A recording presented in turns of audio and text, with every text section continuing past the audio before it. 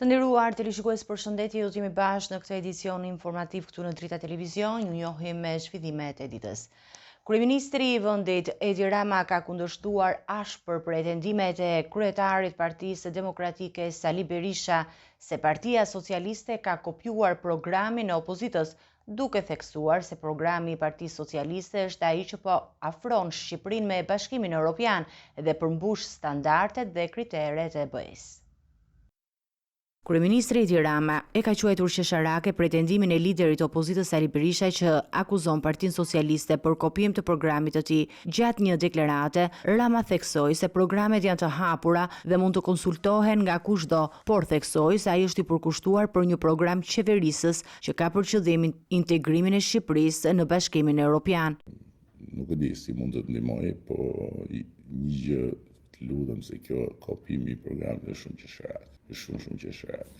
Programet janë rrugëve dhe nuk e di sa programe ka rrugëve mira që mund t'i shohësh, t'i konsultosh, t'i adoptosh, të bësh çfarë duash, nuk ngel. Dhe një gjë tjetër, se për të kaluar tani në anën shumë serioze, kam thënë dhe më parë, ne kemi një program pune, një program qeverisës, që është një program me cilin po antarësojmë Shqipërinë në Bashkimin Evropian. A e kuptoni? Se kjo i thot të gjitha. Bashkimi Evropian nuk antarëson, nuk i afrohet fare vendeve që nuk përmbushin standardet dhe kriteret që ka Bashkimi Evropian në të gjitha aspektet.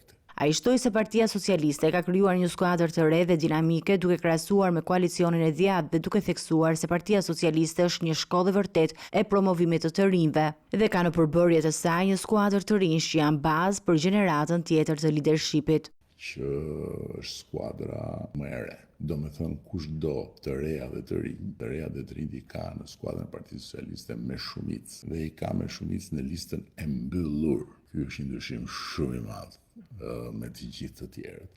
Të shkosh të votosh ato moçalishtet e reja që janë hapur, në rastin më të mirë me fat, mund të marrësh në parlament, mund të kesh parlament një person, me çdo bëj një person.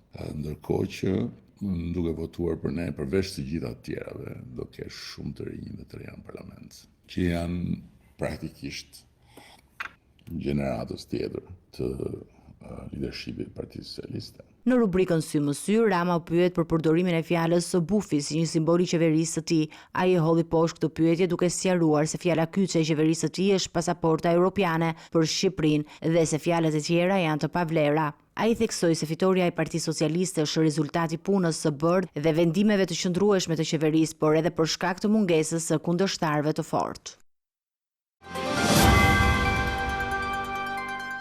Ish kryeministri Sali Berisha ka reaguar ndaj deklaratave të kryeministrit Edi Rama, i cili akuzoi opozitën për kopjimin e programit elektoral. Berisha ka kritikuar Ramën për pretendimet e bëra lidhur me rritjen e pensioneve, duke i kujtuar atij se kishte 12 vite mundësi për ta realizuar këtë premtim, por nuk e bëri. Ai ka quajtur Ramën një njerëz që çdo ditë ka një prill, duke aluduar në gënjeshtra dhe premtime të pambajtura. Ish kryeministri Sali Berisha i është përgjigjur ashpër deklaratave të kryeministrit Edi Rama, i cili akuzoi opozitën për kopjimin e programit elektoral. Në një takim me biznesin Fason në Durrës, Berisha ka hedhur akuza të rënda ndaj Ramës, duke e quajtur atë njeriu që çdo ditë ka një prill, duke aluduar në pretendimet e pambajtura dhe në gënjeshtrat që sipas tij Rama thot çdo ditë. Njeriu që del çdo mëngjes dhe flet me vete në një monolog se thot se po flas me gjyqtar, asnjë prej tyre se gjyqtar i shpik vet, i krijon vet. Sot e ka ditën e tij, po problemi është ai çdo ditë ka një prill. Prandaj vetëm një gjë, sa herë ta dëgjoni, kujtoni një prillin se është dita e Edi Ramës.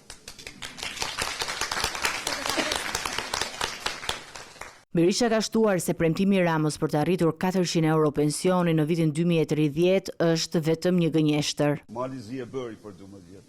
Malizi kishte më të ulta sene e pensionet, sot i ka 450 euro. Rumania kishte më të ultë sene rrogën minimale, sot e ka 4 herë më të lartë sene, sepse çdo qeveri kur ndan buxhetit mendon një pjesë qytetarëve, një pjesë rrugëve, një pjesë shkollave, një pjesë arsimit. Pra ne do merremi do bëjmë gjithçka për një Shqipëri madhështore. Nga ana tjetër, Berisha ka paraqitur një pjesë të programit të tij për shtimin e ndihmës së ndaj fëmijëve dhe për kushtimin për minimumin jetik. Ai ka pretenduar se qeveria e tij do të vendosë bonuse dhe rroga për të mbështetur qytetarët, veçanërisht gratë sipërmarrëse, dhe do të sjellë lehtësira për biznesin fason në Shqipëri. Në këtë mënyrë, Berisha ka sfiduar Ramën për të bërë më shumë për pensionet dhe për të kontribuar në zhvillimin ekonomik të vendit.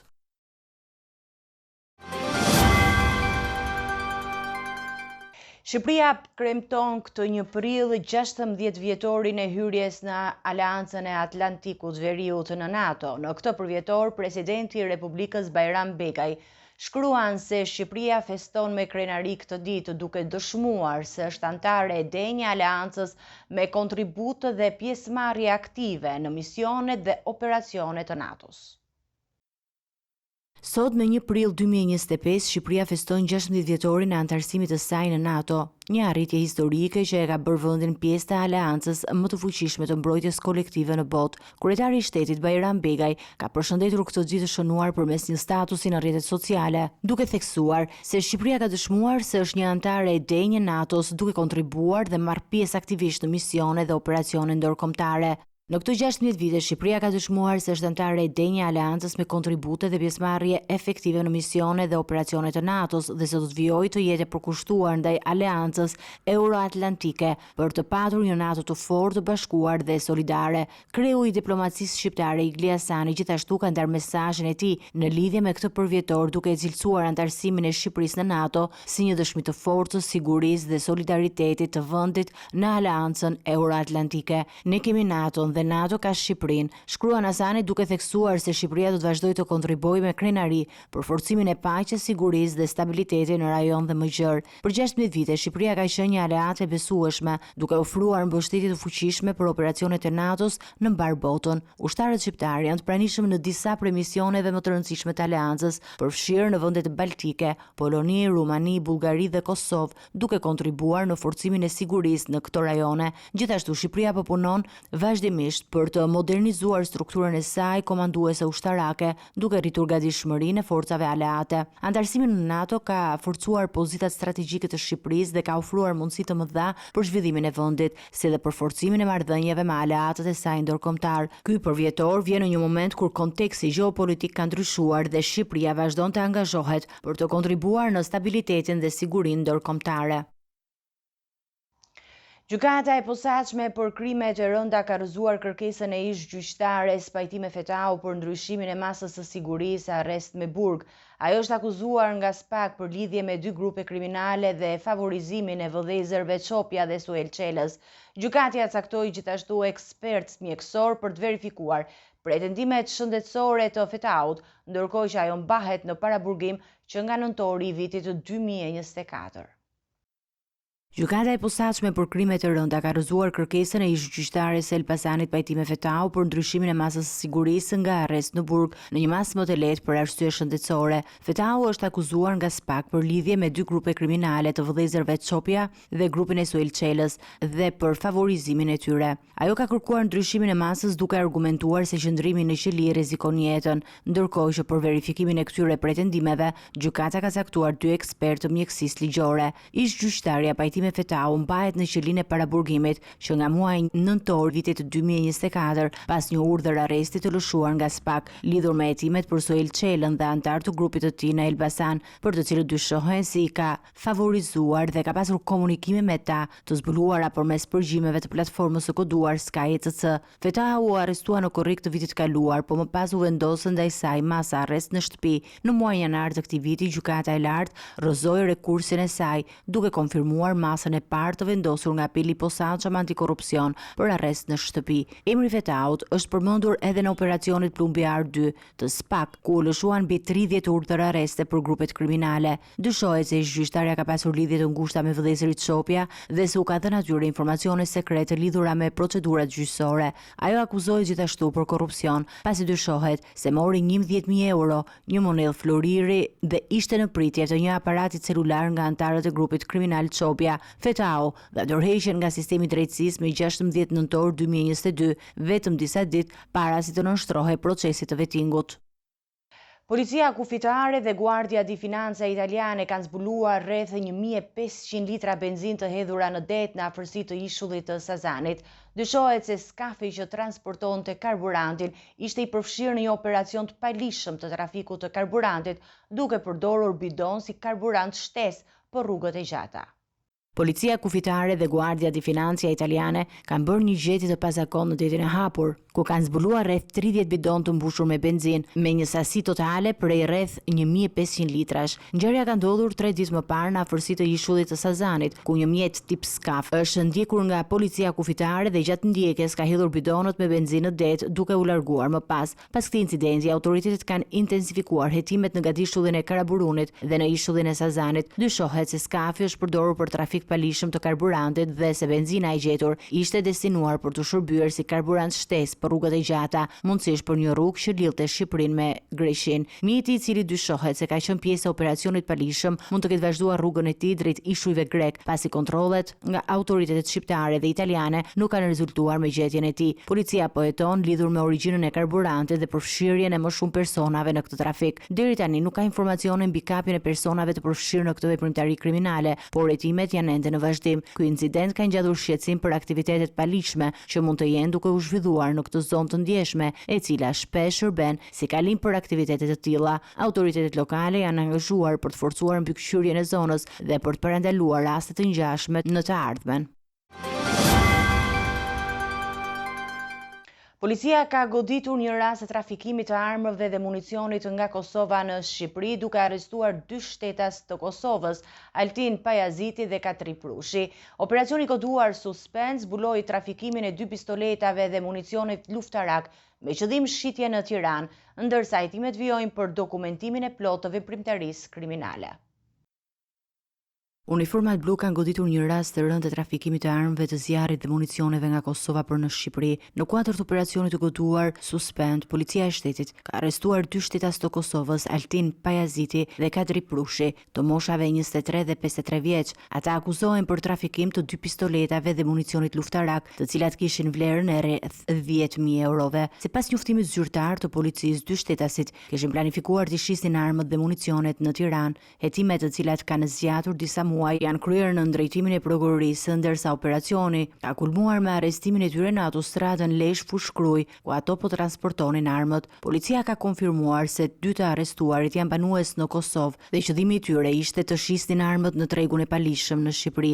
Hetimet kanë qenë të thedhuara dhe janë zhvilluar në bashkëpunim me autoritetet kosovare për të zbuluar lidhjet dhe rrjeten që mbështesin këtë aktivitet paligjshëm. Në këtë operacion janë identifikuar edhe disa indicjet që tregojnë se Pajaziti dhe Prushi mund të kenë pasur kontakte me grupe të tjera kriminale që veprojnë në Shqipëri. Hetimet vijojnë dhe kanë për qëllim dokumentimin e plotë të veprimtarisë kriminale të 2 shtetasve, identifikimin dhe kapjen e shtetasve të tjerë të përfshirë në këtë aktivitet. Materialet procedurale për këtë rast i kaluan prokurorisë për veprime të mëtejshme, ndërsa policia e shtetit ka bërë thirrje për bashkëpunim nga qytetarët për të luftuar trafikun e armëve dhe krimeve të rënda.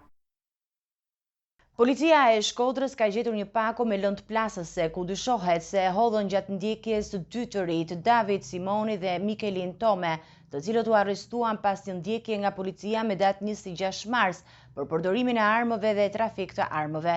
Lënda plasëse është sekuestruar si provë materiale dhe është dërguar për analiza.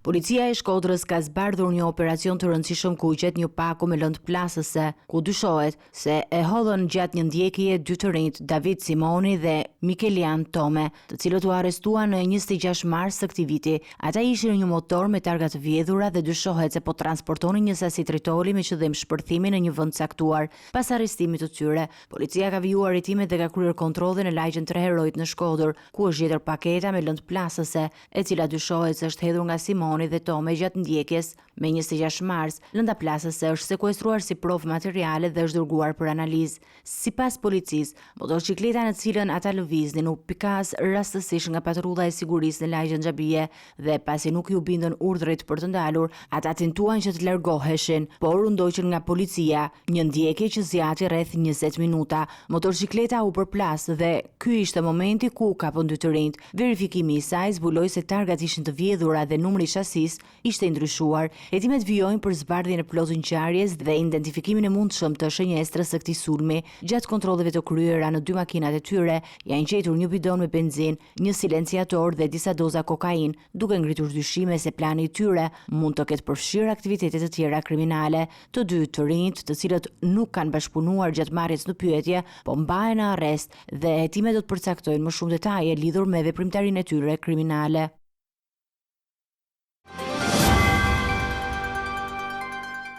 Do të ecim me të tjera informacione, do të kalojmë në zhvillimet nga rajoni. Një granadore ka shpërthyer në postën e Kosovës në Zveçan gjatë mesnatës. Lajmi është konfirmuar nga policia. Fatmirësisht nga ky sulm nuk ka patur të lënduar, por vetëm dëme materiale. Hetimet për zbardhjen e autorëve dhe motiveve të sulmit kanë nisur dhe dyshohet se ai është kryer nga element serb që kundërshtojnë vendosjen e institucioneve të Kosovës në veri. Natën e mbrëmshme objekti i postës së Kosovës është sulmuar me granadore, duke shkaktuar dëme materiale të konsiderueshme. Policia e Kosovës ka bërë të ditur se pas shpërthimit brenda objektit është gjetur edhe një granat tjetër e pashpërthyer, e cila më pas është shpërthyer në mënyrë të kontrolluar nga autoritetet kompetente. Shpërthimi ka ndodhur rreth 30 minuta pas mesnate, por fatmirësisht në momentin e shpërthimit nuk ka pasur asnjë person në godin, duke shmangur kështu viktima apo të lënduar. Sipas njoftimit të policisë, sulmi ka shkaktuar vetëm dëme materiale dhe ka krijuar një situatë të tensionuar në rajon. Hetimet për zbardhjen e autorësisë dhe motiveve të mundshme të këtij sulmi janë në vazhdim. Dyshohet se sulmi është kryer nga element serb që kundërshtojnë vendosjen e institucioneve të Kosovës në veri, veçanërisht pas hapjes së postës në këtë godinë që më parë ishte përdorur si selje, bankës së kursimeve postare serbe. Një ndër kërkesat kryesore të hetimit është identifikimi i autorëve dhe zbardhja e plotë e rrethanave që çuan në këtë sulm, pasi këto lloj aktesh mund të rrisin tensionet dhe të dëmtojnë proceset e integrimit të institucioneve kosovare në veri. Autoritetet kanë bërë thirrje për qetësi dhe bashkëpunim nga të gjitha palët për të siguruar stabilitetin dhe sigurinë në rajon. Kryeministri në detyrë Albin Kurti ka dënuar sulmin ndaj zyrave të postës së Kosovës në Zveçan, duke theksuar se ky akt dhune ka për qëllim të dëmtojë sigurinë dhe integrimin e qytetarëve të Kosovës në sistemin ligjor dhe institucional. Ai ka kritikuar shëndrimin në liri të Milan Radojčićit, një individ i njohur për lidhjet me grupet kriminale dhe terroriste, i cili sipas Kurtit po përdoret nga pushteti serb për të minuar stabilitetin e Kosovës. Kryeministri në detyrë i Kosovës Albin Kurti ka reaguar ashpër ndaj sulmit me granata të hedhura në zyrën e postës së Kosovës në Zveçan, duke theksuar se ky akt dhune ka për qëllim të cënojë sigurinë dhe stabilitetin në vend. Në një postim në Facebook, Kurti ka theksuar se sulmi është një përpjekje për të penguar integrimin e qytetarëve të Kosovës në sistemin ligjor dhe institucional të shtetit, brengosëse në këtë situatë mbetet fakti se individ i njohur për lidhjet e tyre me grupet kriminale dhe terroriste si Milan Radojčić vazhdojnë të mbeten të lirë, e po strehohen dhe po shfrytëzohen nga pushteti në Serbi për qëllime shoviniste. Qëndrimi në liri kriminalit Radojčić dhe mosdorëzimi i tij në autoritetet e shtetit ton është një mesazh i rrezikshëm që inkurajon kriminale e terrorist, ekstremistë të ndryshëm që të vazhdojnë veprimet e tyre me tendencë destabilizuese. Përmes krijimit të tensioneve artificiale, po tentohet të pengohet funksionimi normal i institucionit dhe të minohet zhvillimi ekonomik i përparimit demokratik i vendit ton. Në lidhje me sulmin, Kurti theksoi se posta Kosovës do të qëndrojë fort si ndërmarrje publike dhe do të vazhdojë të ofrojë shërbime legale për të gjithë qytetarët. Ai siguroi se institucioni i postës së Kosovës, i cili hapi zyrat e tij javën e kaluar në të njëjtën godinë ku më parë kishte vepruar posta bankare e Serbisë, do të vazhdojë normalisht aktivitetin e tij pavarësisht sulmeve. Zëvendës sekretaria e përgjithshme e NATO-s theksoi rëndësinë e bashkëpunimit të vazhdueshëm ndërmjet NATO-s dhe Bashkimit Evropian për të ruajtur stabilitetin dhe sigurinë në Ballkanin Perëndimor. Deklarata erdhi pas një takimi me përfaqësues të posaçëm të Bashkimit Evropian për dialogun Kosovë-Serbi, i cili shprehu gatishmërinë për të forcuar bashkëpunimin. Misioni i NATO-s në Kosovë, KFOR, vijon të luajë një rol të rëndësishëm për paqen në rajon. Zëvendës sekretare e përgjithshme e NATO-s Radmila Shekerinska theksoi rëndësinë e bashkëpunimit të vazhdueshëm ndërmjet NATO-s dhe BE-s për të ruajtur stabilitetin dhe sigurinë në Ballkanin Perëndimor. Deklarata erdhi pas një takimi me përfaqësuesin e posaçëm të BE-s për dialogun Kosovë-Serbi Peter Sorensen, i cili shprehu gatishmërinë për të forcuar bashkëpunimin. Misioni i NATO-s në Kosovë, KFOR, vijon të luajë një rol të rëndësishëm për paqen në rajon. Zëvendës sekretarja e përgjithshme e NATO-s Radmila Shekerinska theksoi rëndësinë e bashkëpunimit të vazhdueshëm ndërmjet NATO-s dhe BE-s për të garantuar stabilitetin dhe sigurinë në Ballkanin Perëndimor përmes një postimi në rrjetin social X. Mesazhi i saj erdhi pas një takimi me Peter Sorensenin, përfaqësuesin e posaçëm të BE-s për dialogun Kosovë-Serbi, i cili shprehu gatishmërinë për të bashkëpunuar dhe për të forcuar përpjekjet për paqe dhe stabilitet në rajon. Misioni i NATO-s në Kosovë, KFOR, vazhdon të luajë një rol të rëndësishëm në ruajtjen e sigurisë dhe paqes në rajon, ndërsa BE-ja mbetet e angazhuar në lehtësimin e dialogut politik ndërmjet Kosovës dhe Serbisë. Në vitet e para pas luftës, KFOR-i kishte 50.000 trupa të stacionuara në Kosovë, por ky numër është reduktuar në rreth 4.600 ushtar pas vlerësimeve të vazhdueshme të gjendjes së sigurisë. Megjithatë, prania e trupave është rritur sa herë që situata ka qenë tensionuar, si në rastin e sulmit të armatosur në Banjsk në shtator të vitit 2023.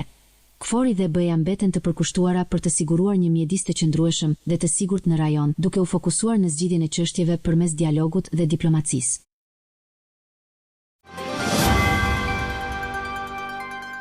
Do të ecim me zhvillimet nga bota. Dënimi i Marine Le Pen, lideres së ekstremit të djathtë të Francës dhe njërit nga figurat më të njohura të politikës franceze, ka shkaktuar në fakt reagime të fuqishme në Europë, me shumë lider të djathtë që janë bashkuar asaj në mbështetje pas vendimit të gjykatës që i ndalon kandidimin për poste publike për 5 vite.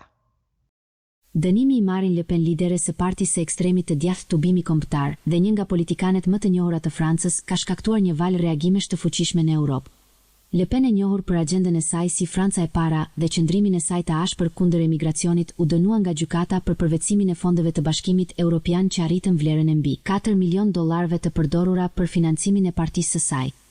Vendimi i gjykatës ka shkaktuar një tërmet në politikën europiane, pasi udhëheqës të djathtë nga e gjithë Europa janë bashkuar Le Pen në mbështetje, duke konsideruar këtë dënim si një goditje të padrejtë ndaj një politike që e konsiderojnë të nevojshme për mbrojtjen e interesave kombëtare.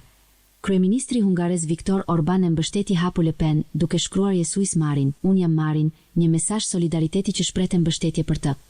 Gjithashtu, populisti holandez Geert Wilders e përcolli bindjen se Le Pen do të apelojë vendimin dhe do të bëhet presidentja e ardhshme e Francës, duke konsideruar këtë si një mundësi për të ardhur në pushtet. Ndërkohë, Matteo Salvini, zëvendës kryeministri italian, tha se ne nuk friksohemi, duke theksuar që ky dënim nuk do ta ndalonte Le Pen në rrugën e saj të politikës. Vendimi i gjykatës i ka mbyllur Le Pen mundësinë për të kandiduar për president të Francës në vitin 2027, një pozicion për të cilin ajo kishte shprehur ambicie të qarta. Sondazhet më të fundit të opinionit tregojnë se Le Pen ishte një prej kandidatëve më të mundshëm për të fituar zgjedhjet presidenciale të ardhshme, duke pasur një mbështetje të gjerë ndër qytetarët që mbështesin agjendën nacionaliste dhe atë kundër emigracionit. Ky dënim ka nxjerrë në pah edhe një përplasje të thellë midis politikave të djathta dhe të majta në Europë, ku shumë lider të djathtë shohin këtë vendim si një përpjekje për të minuar dhe penguar lëvizjen e tyre për një Europë më kombëtare dhe më të centralizuar. Myanmari po përjeton një situatë dramatike pas tërmetit të fuqishëm që goditi vendin javën e kaluar, duke lënë pas viktima, shkatërim të gjerë dhe një numër të madh njerëzish të pastre. Lufta civile dhe mungesa e ndihmës kanë rënduar ende më shumë kushtet për jetesën e miliona njerëzve, përfshi rreth 6.7 milion fëmijë që po përballen me urinë dhe varfërinë ekstreme. Situata në Myanmar është bërë gjithnjë e më dramatike pas tërmetit shkatërues që goditi vendin javën e kaluar. Me një bilanc të viktimave që ka arritur në 2700, numri i të mbjetuarve që po përballen me kushte të vështira vazhdon të rritet.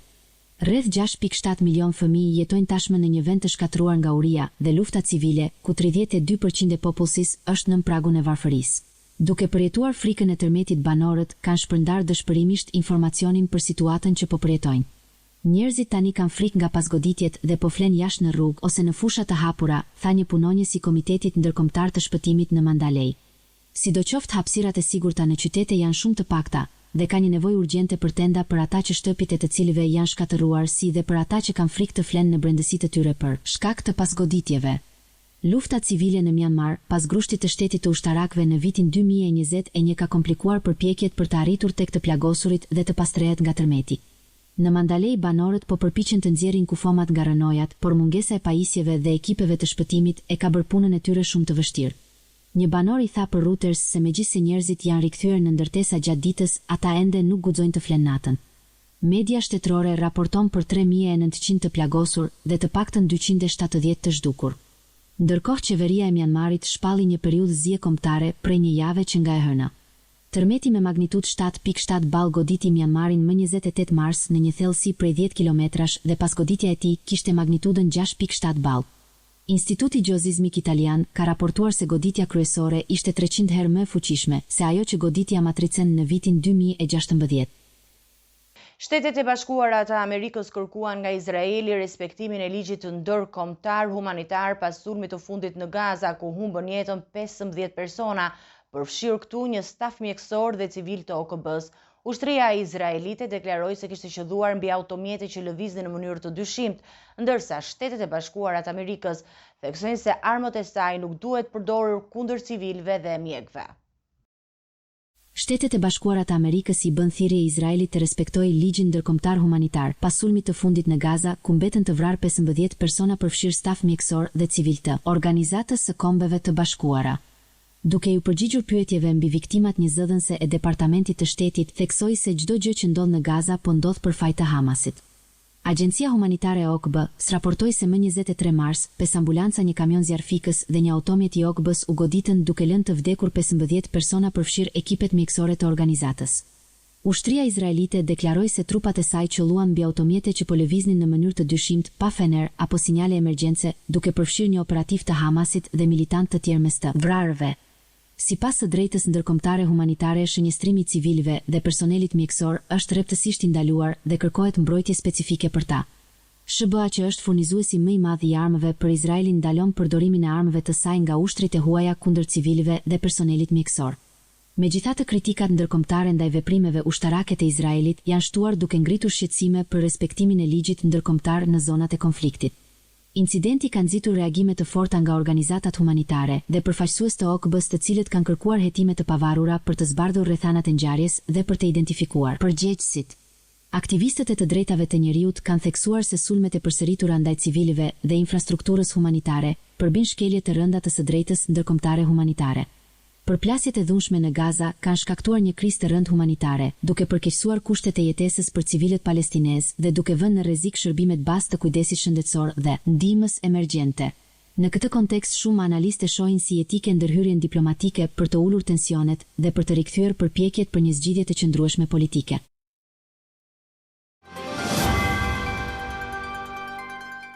Të nderuar teleshikues, do të njihemi me parashikimin e motit. Territori shqiptar për datën 2 prill 2025 do të karakterizohet nga një mot me kushte atmosferike të paqëndrueshme, me shtim të vranësirave mesatare dhe rim të dendura të cilat do të shoqërohen. Me rreshje shiu të herë pas hershme me intensitet kryesisht të ulët në pjesën më të madhe të territorit. Në periudha afat shkurtra, rreshjet mund të jenë në formën e shtrëngatave. Temperatura minimale parashikohet të jetë 3 gradë Celsius, ndërsa temperatura maksimale pritet të arrijë në 22 gradë Celsius. Era do të fryejë lehtë me drejtim juglindje-verilindje me shpejtësi mesatare 8 metra për sekond, ndërsa përgjatë vijës bregdetare dhe luginave, era herë fiton shpejtësi prej 9 deri në 15 metra për sekond, shoqëruar me vallëzim në dete të forcës prej 2 deri në 3 ball. Temperaturat minimale dhe maksimale për disa qytete kryesore të Shqipërisë janë si më poshtë. Shkodër 12 deri në 22 gradë Celsius.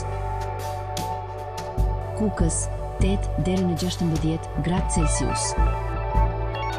Peshkopi 5 deri në 19 gradë. Tiranë 9 deri në 21 gradë Celsius. Durrës 10 deri në 22 gradë Celsius. Kavaj 9 deri në 21 gradë. Elbasan 8 deri në 20 gradë Celsius. Berat 8 deri në 21 gradë. Korç 4 deri në 15 gradë. Vlorë 10 deri në 22 gradë Celsius. Gjirokastër 8 deri në 20 gradë. Sarand 10 deri në 22 gradë Celsius. Territori i Kosovës për datën 2 prill 2025 parashikohet të përshkohet me një mot kryesisht të vranët me intervale të shkurtra me diell dhe rreshje shiu në disa zona të territorit. Temperatura minimale parashikohet të jetë 3 gradë Celsius, ndërsa temperatura maksimale pritet të arrijë në 17 gradë Celsius. Era do të fryejë lehtë me drejtim juglindje-verilindje me shpejtësi mesatare 7 metra për sekond, ndërsa përgjatë vijës bregdetare dhe luginave, era herë fiton shpejtësi nga 5 deri në 13 metra për sekond. Temperaturat minimale dhe maksimale të parashikohura për disa qytete kryesore të Kosovës janë si vijon: Mitrovica 5 deri në 13 gradë Celsius, Podujev 4 deri në 14 gradë Celsius, Skënderaj 4 deri në 12 gradë, Pej 5 deri në 13 gradë, Prishtinë 4 deri në 14 gradë Celsius, Gjakov 4 deri në 13 gradë, Malishev 4 deri në 10 gradë Celsius, Gjilan 4 deri në 14 gradë, Ferizaj 4 deri në 14 gradë, Kaçanik 4 deri në 14 gradë Celsius, Suharek 4 deri në 10 gradë, Prizren 4 deri në 13 gradë Celsius. Të nderuar televizionistë, ishte gjithçka e përgatitur në këtë edicion informativ. Ju faleminderit për vëmendjen tuaj, bashkë do takojmë në edicione të tjera. Kalofshi të mirë dhe miru takofshim.